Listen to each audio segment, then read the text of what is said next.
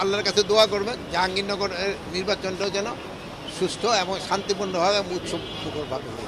এরকম আইন শৃঙ্খলা পরিস্থিতি হয়তো একটু খারাপ হচ্ছে, এখন আবার ভালো আছে। এই নির্বাচনকে কেন্দ্র করে আমরা আমাদের প্রস্তুতি নিচ্ছি। আপনার ওই ভাইয়েরা সবাই জানেন যে আমরা বিভিন্ন বাহিনীগুলিকে কিন্তু ট্রেনিং শুরু করে দিচ্ছি।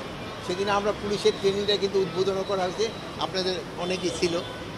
আমরা তো আমাদের যেগুলি করার আমরা কিন্তু শুরু করে দিছি এবং আমরা আশা করব নির্বাচনটা খুব শান্তিপূর্ণ, সুষ্ঠুভাবে এবং খুব উৎসবমুখর হবে। যেমন ঢাকা ইউনিভার্সিটির নির্বাচনটা একটা উৎসবমুখর ছিল, এটা একটা উৎসব। ঢাকা ইউনিভার্সিটির নির্বাচনের ক্ষেত্রে যেটা হয়েছে, এটা তো নির্দিষ্ট একটি জায়গা ছিল কিংবা জনবলের বিষয়টা ছিল। এখানে যেহেতু ওই সময় ক্ষেত্রে জাতীয় সংসদে অনেক, সেই সময় আবার আমাদের আমাদের জনবল অনেক বেশি থাকবে। এখানে তার আমরা বাড়াতেই কোনো জনবল আনিনি, এটা ঢাকার জনবল দা করা হয়েছে। সেই জন্য আমাকে বিভিন্ন জায়গায় জনবল আছে, তাদের দা করা হবে। প্লাস সেনাবাহিনী তো আমরা এখানে কোনো নেই, সেসব প্রায় 80,000 সেনাবাহিনী থাকবে।